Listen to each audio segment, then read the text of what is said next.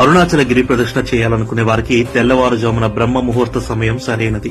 చక్కగా 3 గంటలకు ఆలయ ప్రధాన గోపురం నుండి నడక మొదలు పెడితే 4-5 గంటల్లో హాయిగా గిరి ప్రదక్షిణ పూర్తి చేయొచ్చు. ఆలయం నుండి గిరి ప్రదక్షిణ మొదలుపెట్టిన వెంటనే కొన్ని మీటర్ల దూరంలోనే ఇంద్రలింగం కనిపిస్తుంది. ఇంద్రలింగం నుండి 1.5 కిలోమీటర్లు నడిస్తే అగ్నిలింగం చేరుకుంటాం. ఈ ఆలయం మెయిన్ రోడ్ కుడివైపు ఒక వీధిలో ఉంటుంది. అక్కడి నుండి 1.7 కిలోమీటర్లు నడిస్తే యమలింగం కనిపిస్తుంది. ఈ ఆలయానికి మనం చేరువవుతున్నప్పుడు దారి పొడవునా అనేక సమాధులు కనిపిస్తాయి.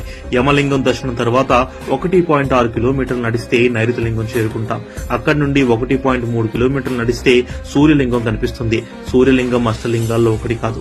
ఈ ఆలయం నుండి 500 మీటర్లు నడిస్తే వరుణలింగం ఆలయానికి చేరుకుంటాం. అక్కడి నుండి 750 మీటర్ల దూరంలో ఆది అన్నామలై ఆలయం వస్తుంది. ఆది అన్నామలై దర్శనం తర్వాత భక్తులు వాయులింగాన్ని దర్శించుకుంటారు.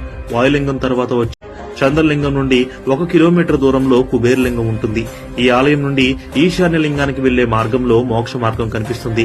మోక్ష మార్గం నుండి 1.4 కిలోమీటర్లు నడిస్తే అష్టలింగాల్లో ఆఖరిదైన ఈశాన్య లింగం చేరుకుంటాం. ఈ ఆలయాన్ని దర్శించడంతో అష్టలింగాల దర్శనం పూర్తవుతుంది.